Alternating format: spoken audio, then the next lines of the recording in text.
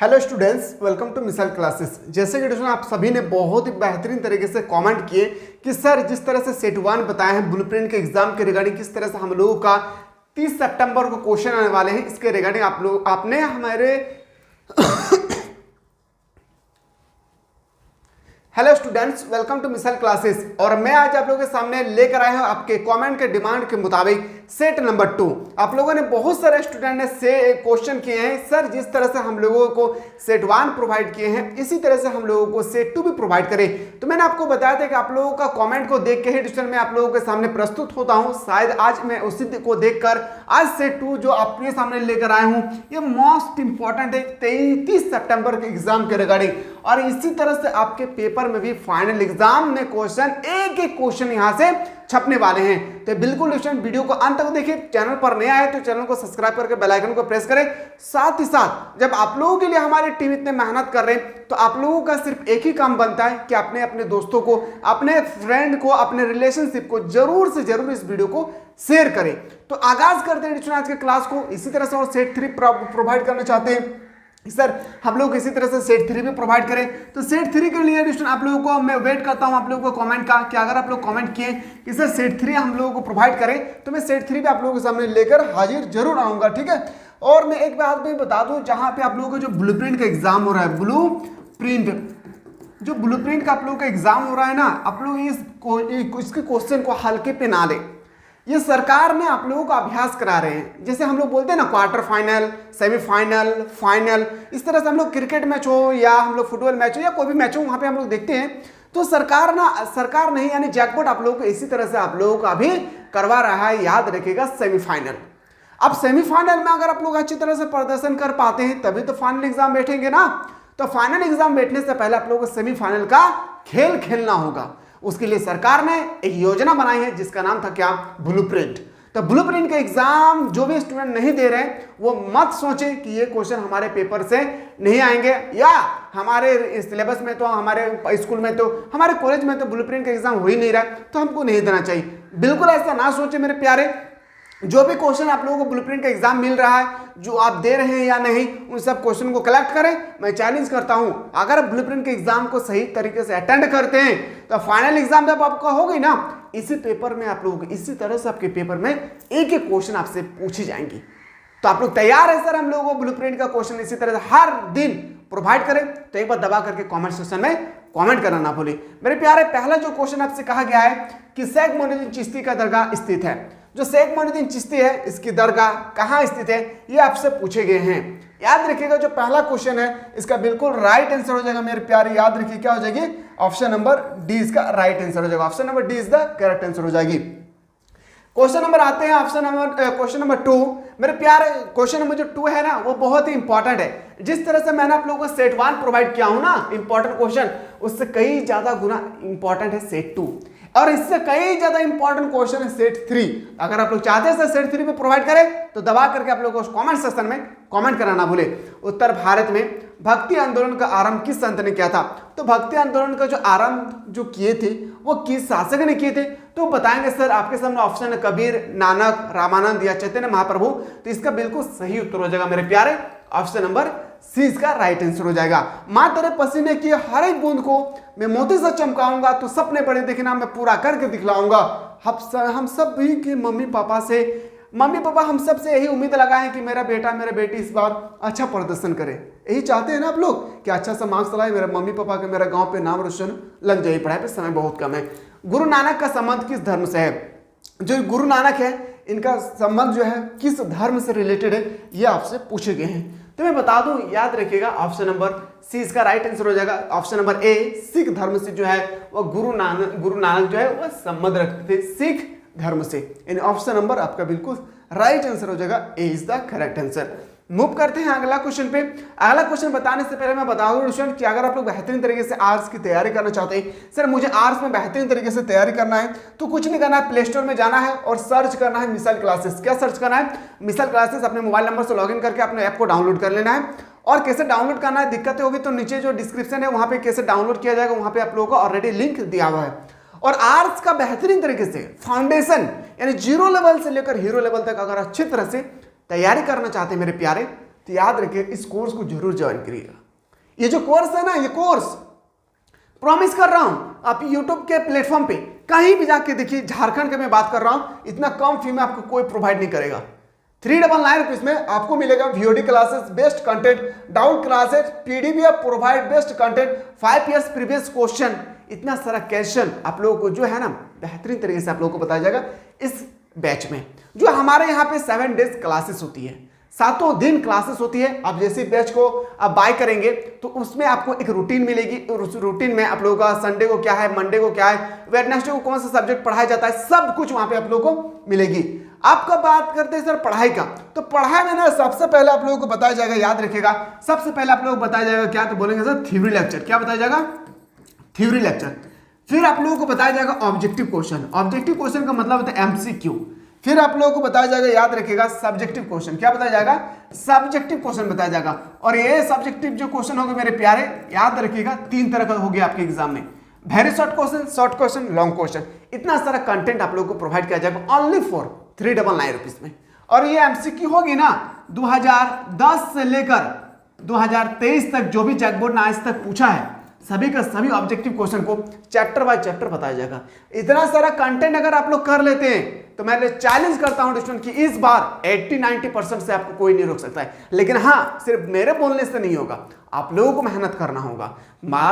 नया right direction देना मेरा काम है, लेकिन आपको चलना तो आपके काम है, दिशा दिखाना मुझे काम है, लेकिन आपको चलना आपके पैरों पर है।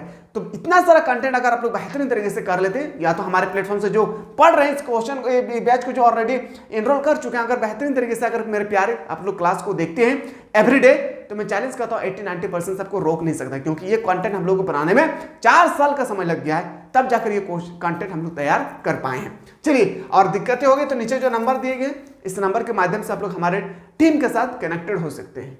क्वेश्चन है 4 नंबर, निम्नलिखित में से महिला संत थी, तो आपको यहाँ पे बताना है कि महिला संत जो है वो कौन थी। यहाँ पे आपको जल्दी से बताइए कि महिला संत कौन थे। बताएंगे सर मीराबाई, बिल्कुल सही है। अंडाल भी था, कराइकल भी था, यानी इस तरह से हम बोल सकते हैं कि ऑप्शन नंबर डी इसका राइट आंसर हो जाएगा। क्या होगी? डी इसका राइट आंसर हो जाएगी। अगला क्वेश्चन पे आते हैं, क्वेश्चन नंबर आपके सामने आते हैं 5। आयन अकबरी किसने लिखा है? तो आयन अकबरी लिखने वाला व्यक्ति का नाम था अबू फजल। क्या नाम था? अबू फजल, यानी इस तरह से बोल सकते हैं। ऑप्शन नंबर बी इसका बिल्कुल मेरे दोस्त राइट आंसर हो जाएगा। अभी आप लोगों के पास समय बहुत कम है, लग जाइए पढ़ाई पे, नहीं तो फिर आपके हाथ में जिस दिन रिजल्ट आएगी फिर पता चलेगा आपको कहाँ समय गुजारे हम। तमिल क्षेत्र से संबंधित मणिकच्चकार की 2 विशेषताएं थी। तो विशेषता क्या था? शिव अनुयायी तथा तमिल में भक्ति गीत के रचनाकार थे, यानी इस तरह से बोल सकते हैं। ऑप्शन नंबर बी आपका बिल्कुल राइट आंसर हो जाएगी। अगला क्वेश्चन आपसे पूछा जा सकता है, और याद रखिएगा इस बार 60 में से 16 क्वेश्चन को आप लोग को राइट करके आना, जो हमारे प्लेटफॉर्म के माध्यम से पढ़ रहे हैं। जाति के प्रति अलवार और नैनार संतों का क्या था? क्योंकि उन्होंने इसके लिए क्या किए थे? विरोध में आवाज उठाए थे। इसके विरोध में क्या किए थे उन लोगों ने? याद रखिएगा आवाज उठाए थे। ठीक है, क्वेश्चन नंबर आते हैं अगला प्रश्न पे, क्वेश्चन नंबर 11 पे आते हैं। मल पिरादित्य प्रबंध का वर्णन किया जाता है, तो बोलेंगे सर तमिल वेदों के रूप में। कहां पे? तो तमिल वेदों के रूप में, यानी ऑप्शन नंबर बी आपका बिल्कुल राइट आंसर हो जाएगी। इसी तरह से ऑल सब्जेक्ट का इंपॉर्टेंट क्वेश्चन चाहते हैं, दबा करके एक बार कमेंट सेक्शन में कमेंट करें। अंजल का सही परिचय है, तो अंजल का सही परिचय है वो अलवार स्त्री थी। क्या थी? अलवार स्त्री थी, और ऑप्शन नंबर ए आपका राइट आंसर हो जाएगा। अगला जो क्वेश्चन है, क्वेश्चन नंबर 16 जो है, 13वीं शताब्दी में एक नवीन तत्व के रूप में जो इस्लाम धर्मावलंबी बड़ी संख्या में आए हुए थे, कौन से थे? तो बताएंगे सर तुर्क थे। क्या थे? तुर्क इसका बिल्कुल राइट आंसर हो जाएगा। क्या होगी? तुर्क इसका बिल्कुल सही उत्तर हो जाएगा, यानी ऑप्शन नंबर आपका सही उत्तर होगा बी। ठीक है, चलिए क्लास अच्छा लगे तो शेयर जरूर कीजिएगा मेरे प्यारे। चलिए क्वेश्चन नंबर आते हैं 17। प्रथम शताब्दियों में जो व्यापारी समुद्र के रास्ते पश्चिम भारत में आए थे वो कौन थे? तो बताएंगे अरब लोग थे। कौन थे? अरब के व्यापारी थे जो भारत में प्रथम शताब्दी में समुद्र के रास्ते से पश्चिम की ओर भारत आए थे। वो कौन से लोग थे? तो बोलेंगे सर अरब प्रायद्वीप के लोग थे। ऑप्शन नंबर बी आपका सही उत्तर हो जाएगा। क्वेश्चन नंबर आते हैं सर 18। इस्लाम का जिस शताब्दी से उदय हुआ था वह थी, तो इस्लाम का बारे में हम लोगों ने बहुत ही अच्छी तरह से क्लास 11 में बहुत बेहतरीन तरीके से मैं आप लोगों को पढ़ा चुका हूं। मैं आशा करता हूं कि इसका आंसर आप लोग राइट बताएंगे। इस्लाम धर्म का संस्थापक कौन है? तो पैगंबर मोहम्मद साहब। पैगंबर मोहम्मद साहब का जन्म कब हुआ था? पैगंबर मोहम्मद साहब कौन थे? पैगंबर मोहम्मद साहब किस ईश्वर पर विश्वास रखते थे? पैगंबर मोहम्मद साहब का वाइफ का क्या नाम था? पैगंबर मोहम्मद साहब का मम्मी का क्या नाम था? ये सब क्वेश्चन मैंने आप लोगों को क्लास 11 में ऑलरेडी प्रोवाइड कर चुका हूं और ये भी बताया था कि इस्लाम का जिस शताब्दी से उदय हुआ था वह कौन सी शताब्दी थी? तो बताएंगे सर 7वीं शताब्दी थी। कौन सी शताब्दी? 7वीं शताब्दी। यानी इस तरह से हम लोग बोल सकते हैं मेरे प्यारे। ऑप्शन नंबर क्या हो जाएगी? ऑप्शन नंबर ए आपका राइट आंसर हो जाएगा। चलिए क्वेश्चन नंबर नेक्स्ट पे मूव करते हैं। अगला क्वेश्चन पूछा जा सकता है बीजक में किसके उपदेश संग्रहित है? जो बीजक है इसमें किसके उपदेश जो है ना संग्रहित है। ठीक है, तो किसका उपदेश जो है संग्रहित है? कबीर, गुरु नानक, चैतन्य या रामानंद? तो बोल सकते हैं सर कबीर इसका बिल्कुल राइट आंसर होगा। कबीर का उपदेश जो है ना वो बीजक में बेहतरीन तरीके से संग्रहित किया गया है। अगला क्वेश्चन आपसे पूछा जा सकता है निजामुद्दीन औलिया किस सूफी सिलसिले से संबंधित है? जो निजामुद्दीन औलिया है वह किस सूफी सिलसिले से संबंधित है? यह आपसे यहाँ पे क्वेश्चन बेहतरीन तरीके से आपसे पूछे गए हैं। तो बताएंगे सर जो निजामुद्दीन औलिया है वो चिश्ती संप्रदाय से संबंधित है। कौन से? चिश्ती संप्रदाय। ऑप्शन नंबर ए आपका सही उत्तर हो जाएगा। मूव करते हैं अगला क्वेश्चन पे। कबीर के शिष्य थे? आपको बताना जो हमारे कबीर है जिसका उपदेश बीजक में बताया गया बहुत बेहतरीन तरीके से, उनका शिष्य बताना है। शिष्य कौन थे? गुरु। तो बताएंगे सर वो हो गए रामानंद। क्या हो जाएगी? शिष्य। याद रखिएगा ऑप्शन नंबर सी इसका राइट आंसर होगा रामानंद। ठीक है, चलिए अगला प्रश्न पे आते हैं। थोड़ा सा मैं वेट करूंगा आप लोगों का कि आप लोग अगर चाहते हैं सर हम लोगों को इसी तरह से सेट 3 पे प्रोवाइड करें तो एक बार दबा करके मेरे प्यारे आप लोग कमेंट करें। ठीक है, चलिए अगला क्वेश्चन पे आते हैं। विष्णु को अपना पति कौन मानती थी? तो विष्णु को अपना पति मानती थी अंडाल। क्या नाम था? अंडाल। इस तरह से हम बोल सकते हैं। ऑप्शन नंबर बी आपका मेरे प्यारे राइट आंसर हो जाएगा। ठीक है, समय बहुत कम है, अपने समय का सदुपयोग करें और अपने ख्याल रखें।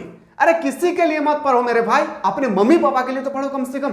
अरे कहाँ घूमने जा रहे हो? किस दोस्त के साथ? जिस दिन उस दोस्त का आप लोग का जॉब लग जाएगा ना, तो याद रखिएगा वही दोस्त आपसे कॉल करके कहेंगे कि आज मेरे पास समय नहीं है, मैं आज ड्यूटी में हूं। अरे उस दोस्त के साथ घूम रहे हो जो दोस्त ने आपको सिर्फ और सिर्फ आपके लाइफ से खिलवाड़ कर रहे हैं, आप उनके साथ घूम रहे हो। मेरे प्यारे ऐसा दोस्त मत बनाओ। समय बहुत कम है, कोई दोस्ती वगैरह कुछ नहीं रखे। ये जो 3 महीना बचा है ना, अक्टूबर, नवंबर, दिसंबर, फिर ये दिन लौट कर आपके जीवन में कभी नहीं आने वाला है। आपको डिसाइड करना है अभी अपने लाइफ में कि मुझे मेरे मम्मी पापा ने मुझे 1 साल से लेकर जब मैं 1 क्लास में था, 1 क्लास से लेकर क्लास 11 तक, क्लास 12 तक जब इस तरह इतना मेहनत करके हमें स्टडी कराया, रजिस्ट्रेशन फी दिया है, हम लोगों का ड्रेस का सिलाई दिया, पैसा दिया है, ट्यूशन फी दिया है, सब कुछ मेरे मम्मी पापा ने दिया है। फिर मैं दूसरों की बात पर क्यों आऊं अपने लाइफ में? नहीं मेरे प्यारे, आप अपने लाइफ में सिर्फ और सिर्फ जियो मजे लेकर अपने मम्मी पापा के सपने को। मां तेरे पसीने की हर एक बूंद को मैं मोती से चमकाऊंगा, तो सपने बड़े देखना मैं पूरा करके दिखलाऊंगा। हम सब आप हो, हम है, कई हो, दुनिया में कोई भी इंसान हो जो बैचलर लाइफ से गुजर रही, मम्मी पापा का यही आस बना के रहता है, ये मेरा बेटा पढ़ लिख कर आगे चले, कुछ काम करे, कुछ ऐसा काम करे, मेरा नाम हो जाए, मेरा गांव का नाम हो जाए, जो मेरा बेटा है वो मुझे कमा कर देंगे। क्या आप लोग नहीं चाहते हैं कि मम्मी पापा जो मेरे प्रति सपना देख कर रखे हैं वो सपना को मैं जरूर पूरा करूँगा? अगर नहीं चाहते हैं तो बन जाए लफवागिरी करने शुरू कर दे, कोई बात नहीं है। आपके भी एक दिन लाइफ होगी जब आप भी अपने इस पीढ़ी पर पहुंचेंगे, जब आप भी अपने मम्मी पापा बन जाएंगे तो आपको एहसास होगा आज हम सही डायरेक्शन पे होते तो मेरा भी बाल बच्चा आज सही डायरेक्शन पे होता। इसलिए मेरे प्यारे अपने भविष्य को संवारें। कोई दोस्त वगैरह कोई काम नहीं देने वाला है। मेरे लाइफ में मेरे से बेहतर दोस्त के वगैरह में कोई नहीं जानता है। इसलिए मैं बार बार आप लोगों से कहता हूं कि आप लोग अपने समय को ज़्यादा से ज़्यादा इन्वेस्ट करें अपने लाइफ में। लाइफ में जब आप सेटल्ड हो जाएंगे उसके बाद दोस्त भी बनाओ, गर्लफ्रेंड भी बनाओ, बॉयफ्रेंड भी बनाओ, जहां मन करे वहां भी घूरो। लेकिन जब तक लाइफ में सेटल्ड नहीं तब तक हम किसी के पास नहीं जाने वाले हैं। सेटल्ड करें मेरे प्यारे, सेटल्ड करें। समय बहुत रफ्तार से गुजर रही है। तुरंत कोरोना वायरस आया, तुरंत कोरोना वायरस चल गया, लग रहा कि 6 महीना का समय बीता। लेकिन सोचे 2019 में कोरोना वायरस, 2024 आने वाला है। 4 साल कैसे बीत गया हम लोगों से, हमारे हाथ से 4 साल कैसे चला गया हम लोगों को कुछ पता नहीं चला पता नहीं। इसी तरह से हमारी लाइफ एकदम पानी की तरह बहता बहता चला जाएगा, पानी की तरह बहता बहता वो चला जाएगा। तो मेरे प्यारे आप लोगों से यही मैं बात करना चाहता हूं कि आप लोग ना क्वेश्चन पे ज्यादा ध्यान दे, ठीक है। इस कोर्स को जो भी बंदा परचेस किए हैं और जो बेहतरीन तरीके से यहाँ पे स्टडी कर रहे हैं, एक भी क्वेश्चन आपके पेपर में छूट जाए फिर आके कहना सर आज हम इंग्लिश का पेपर में एग्जाम देने के लिए गए थे, आज ये क्वेश्चन छूट गया है। बस एक बात कह रहे, जब भी आप हमसे क्वेश्चन करें खुद से एक बार क्वेश्चन करके पूछना क्या सर ने जो चीज बताया है वो मैं खुद कर पाया हूं या नहीं, मैंने पूरा क्लास को सही से अटेंड किए थे या नहीं, शायद मैं क्लास को अटेंड नहीं किया था इस कारण से मेरे से क्वेश्चन छूटा है। एक एक क्वेश्चन का पुर्जा जब हम लोग बोलते हैं ना ऑपरेशन कर रहे हैं, ऑपरेशन करके इस क्लास में पढ़ाया जाता है मेरे प्यारे, याद रखिएगा, ठीक है। बाकी आपके ऊपर डिपेंडेंट है, आपका लाइफ है, आप कुछ भी कर सकते हैं, बस मेरा एक ही मकसद है कि अपने मम्मी पापा को कभी भी धोखा ना दे। चलिए क्वेश्चन नंबर आते हैं नेक्स्ट 24। शाहजहां की किस पुत्री ने ख्वाजा मोइनुद्दीन चिश्ती साहब की अजमेर स्थित दरगाह का वर्णन किया था? तो बोलेंगे सर जहां आरा ने। किसने? जहां आरा इसका बिल्कुल राइट आंसर हो जाएगा। क्वेश्चन नंबर नेक्स्ट पे आते हैं। बहुत सारे स्टूडेंट को मेरा बात पर बकवास लगता है, समय आने दीजिए मेरे भाई, समय ही सबको सिखलाता है, समय के बिना किसी को कुछ नहीं सीख पाते हैं, ना समय से पहले इंसान सीख पाता है ना समय के बाद, लेकिन समय सिखाता है जरूर। आज हमारे बात को आपको बकवास लग रहा है, एक दिन समय आएगा मेरा चेहरा यही याद आएगा, याद रखिएगा, ठीक है। चलिए क्वेश्चन नंबर नेक्स्ट पे आते हैं। महाराष्ट्र के संत कौन थे? तो बताएंगे सर तुकाराम था, रामदास भी था, ज्ञानेश्वर था, यानी इस तरह से हम बोल सकते हैं। ऑप्शन नंबर डी इसका राइट आंसर हो जाएगी। क्वेश्चन नंबर नेक्स्ट पे आते हैं। अगला प्रश्न पे आते हैं 28। बलवन की पुत्री का विवाह किस सूफी संत के साथ हुआ था? तो बोलेंगे फिरोदुल दौला यानी गज ए सकर। ऑप्शन नंबर आपका बिल्कुल सही उत्तर हो जाएगा, ऑप्शन नंबर बी इसका राइट आंसर हो जाएगी। अगला क्वेश्चन पे आते हैं क्वेश्चन नंबर 30। ख्वाजा मोइनुद्दीन चिश्ती साहब की अजमेर स्थित दरगाह पर सर्वप्रथम काम का सुल्तान बना था, कौन सुल्तान बना था? तो बताएंगे सर वो होगा मोहम्मद बिन तुगलक, यानी ऑप्शन नंबर ए बी आपका राइट आंसर हो जाएगी। आते हैं मेरे प्यारे अगला क्वेश्चन पे। सूफी मत की फिरदौसी शाखा निम्न में से कहां से सबसे अधिक पनपती थी? तो बताएंगे सर बिहार से। कहां से सबसे ज्यादा सूफी जो है वो कहां पनपी है? तो बोलेंगे बिहार राज्य में। अगला प्रश्न है कि पाहन पूजे हरि मिले किसी का भी? सभी को पता, हम लोग बचपन से ही पढ़ के आ रहे हैं, ये रहीम की कथा है, हम लोगों ने बचपन से ही पढ़ के आ रहे, सॉरी ये रहीम नहीं कबीर की कथा है, याद रखें हम लोग बचपन से ही पढ़ के आ रहे हैं, ठीक है। चलिए अगला प्रश्न पे आते हैं। क्वेश्चन नंबर आते हैं सर 35। शेख कुतुबुद्दीन बख्तियार काकी का संबंध किस सूफी संप्रदाय से है? चिश्ती, सोहरावादी, कादेरी, नक्शवारी। याद रखिएगा इसका आंसर आप लोगों को कमेंट सेक्शन में बताना है और लिखना है कि सर 35 का ऑप्शन ए होगा, बी होगा, सी होगा या डी। जो भी इसका राइट आंसर होगा आप लोग इस तरह से कमेंट सेक्शन में कमेंट करना ना भूले। चलिए अगला क्वेश्चन पे आते हैं क्वेश्चन नंबर 36। निजामुद्दीन औलिया की दरगाह कहाँ स्थित है? तो बोलेंगे निजामुद्दीन औलिया की दरगाह दिल्ली में स्थित है। एक क्वेश्चन आप लोगों से पेपर में ऐसे छपेंगे, ठीक है। क्वेश्चन नंबर नेक्स्ट पे आते हैं। अगला क्वेश्चन, काशी में किस प्रसिद्ध संत का जन्म हुआ था? ये मैं जब लाइव क्लास ले रहा था वहां पे इसका आंसर मैंने शायद गलत बताया था, क्योंकि एक स्टूडेंट ने कमेंट किए थे, मैं उसके लिए सॉरी चाहता हूं। मैं नहीं जानता हूं कि मैं सब कुछ मुझे आता है, क्योंकि देखिए इंसान है, गलती हो सकता है। मैंने इस क्वेश्चन का आंसर शायद वहां पे गलत बताया था, तो इसका मैं राइट आंसर में बता दूं, काशी में किस जो प्रसिद्ध संत का हुआ था जन्म, तो कमेंट सेक्शन में इसका आंसर भी आप लोगों को बताना है, ठीक है। चलिए अगला क्वेश्चन पे आते हैं। Question number next. औरंगजेब का संबंध किस सूफी सिलसिले से था? औरंगजेब जो थे उनका किस सूफी सिलसिले से संबंध था? नक्शबंद। ऑप्शन नंबर क्या हो जाएगी? डी इसका राइट आंसर हो जाएगी। चलिए अगला क्वेश्चन पे आते हैं। सुल्तान उल हिंद किसे कहा गया है? सुल्तान उल हिंद कहा गया है ख्वाजा मोइनुद्दीन चिश्ती को। क्या इसको? ख्वाजा मोइनुद्दीन चिश्ती को सुल्तान उल हिंद कहा गया है, ठीक है। चलिए क्वेश्चन नंबर नेक्स्ट पे आते हैं। बंगाल के प्रसिद्ध संत कौन थे? तो बंगाल के प्रसिद्ध संत जो है ना, ये क्वेश्चन 2019, 2021 और 2023 में कंटिन्यू पूछे गए हैं। देखिए ये जो क्वेश्चन होगा इसका राइट आंसर हो जाएगा चैतन्य महाप्रभु। क्या हो जाएगी? चैतन्य महाप्रभु इसका राइट आंसर होगा। 2.5 दिन का झोपड़ा किसने बनाया था? 2.5 दिन का झोपड़ा किसने बनाया था? ये क्वेश्चन बहुत इंपॉर्टेंट है आपके लाइफ से रिलेटेड। जब आप क्वेश्चन एग्जाम में बैठेंगे एसएससी रेलवे बैंकिंग में, ये क्वेश्चन आपके हर पेपर में पूछी जाएगी। तो बोलेंगे सर कुतुबुद्दीन ऐबक। कौन थे? कुतुबुद्दीन ऐबक ने ही 2.5 दिन का झोपड़ा निर्माण किए थे। आज भी 2.5 दिन का झोपड़ा, जब आप दिल्ली जाएंगे अजमेर, तो वहां पे आज भी 2.5 दिन का झोपड़ा मौजूद है। कुतुब मीनार का निर्माण किसने करवाया था? कुतुब मीनार का निर्माण करवाया था कुतुबुद्दीन ऐबक ने। किसने करवाया था? कुतुबुद्दीन ऐबक ने कुतुब मीनार का निर्माण करवाए थे। आते हैं अगले प्रश्न पे। फतेहपुर सीकरी को राजधानी किसने बनाया था? तो बोलेंगे अकबर ने। किसने? अकबर ने बनाया था। ऑप्शन नंबर ए आपका राइट आंसर हो जाएगी। अगला क्वेश्चन आपसे पूछा जाएगा 45, अकबर ने किस संत में दीन इलाही धर्म चलाया था? तो बताएंगे सर इसका भी आंसर आप लोगों को कमेंट सेक्शन में बताना है कि दीन इलाही धर्म का आंसर क्या होगी। अब चलाने वाला व्यक्ति तो अकबर था, कभी कभी ऐसा भी पूछा जाता है कि दीन इलाही किस शासक ने चलाया था? तो बोलेंगे सर अकबर ने। कब चलाया था? इसका आंसर आपको कमेंट सेक्शन में बताना है। क्वेश्चन लिखना 45 और आंसर क्या होगा, ए, बी, सी या डी, इसका आंसर आपको बताना है। ठीक है, चलिए अगला क्वेश्चन पे आते हैं। क्वेश्चन नंबर हम लोग से आता है 46, भारत में मुगल वंश का संस्थापक कौन था? मुगल वंश का संस्थापक पूछे गए थे, मुगल वंश का जो फाउंडर था वो पूछा गया, तो बाबर था। कौन था?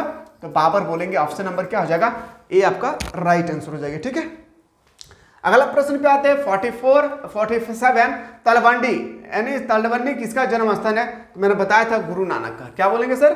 गुरु नानक का तलवंडी में गुरु नानक जी का जन्म हुआ था।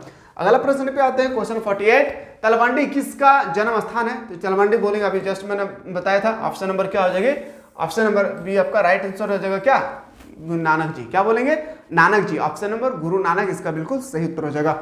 सर आप लोग को मैं लास्ट में आप लोगों को बता दूं कि अगर आप लोग सेट 3 प्रोवाइड करना चाहते हैं तो सेट 3 के लिए आप लोग जल्दी से कमेंट सेक्शन में कमेंट करें। ठीक है, और साथ ही साथ अगर आप आर्ट्स की बेहतरीन तरीके से तैयारी करना चाहते हैं तो इस कोर्स को आप लोग जरूर बाय कीजिएगा। मैं बार बार इसलिए बोल रहा हूँ ना क्योंकि फी भी बहुत कम है और इतना बेहतरीन तरीके से यहाँ पे क्लासेस होती है ना, जो क्लास करता है उनको पता है, आप लोग तो करते नहीं है। अब जैसे इसको क्लिक करेंगे ना तो आपको कंटेंट पे जाना है, किस तरह से क्लासेस होती है, आप डेमो भी देख सकते हैं कि हमें जब पैसा देने के लिए जा रहा हूँ तो मुझे कुछ तो प्रूफ होना चाहिए ना कि किस तरह पढ़ा जाता है, कैसा नहीं। इसका PDF नोट्स 5 ईयर्स को प्रीवियस सेलेक्टेड क्वेश्चन कैसे होगी, सब का सब डेमो में आप लोगों को प्रोवाइड कर दिया गया। क्लिक करेंगे कंटेंट आएगा, कंटेंट में आप लोगों को क्लिक कीजिएगा, सब कुछ आप लोगों को समझ में आ जाएगा। 399 रुपीज़ फी है, इसका ओरिजिनल फी 699 रुपीज़ है। जो ऑफर है अभी 399 रुपीज़ में आपका आर्ट्स का ऑल सब्जेक्ट का बेहतरीन तरीके से आपको स्टडी कराया जाएगा। एक बार पे करें मेरे प्यारे, अब पूरे साल भर बेहतरीन तरीके से यहाँ पे क्लासेस कर सकते हैं। चलिए अगला क्वेश्चन पे आते हैं कि संत कबीर का जन्म स्थल कहाँ था? तो बताएंगे सर वाराणसी। कहाँ पे? वाराणसी इसका बिल्कुल राइट आंसर हो जाएगा। ठीक है, क्वेश्चन नंबर नेक्स्ट पे आते हैं। अगला प्रश्न पे आते हैं। नेक्स्ट क्वेश्चन अब हमारे पास नहीं है, हमारे पास नेक्स्ट प्रश्न तो नहीं है, लेकिन नेक्स्ट पार्ट जो है वो 3 है। नेक्स्ट पार्ट के लिए मैं कमेंट का वेट करता हूं मेरे प्यारे। आप लोग अगर कमेंट करेंगे तो सेट नंबर 3 भी मैं आप लोगों के सामने अगला वीडियो में प्रोवाइड करने की कोशिश करूंगा। चलिए मेरे प्यारे, अपने माँ बाप के सपना को साकार करें और माँ बाप ने जो सपना ठान कर रखे उस सपना को आप लोग पूरा करने की कोशिश करें। जय हिंद, जय भारत, वंदे मातरम।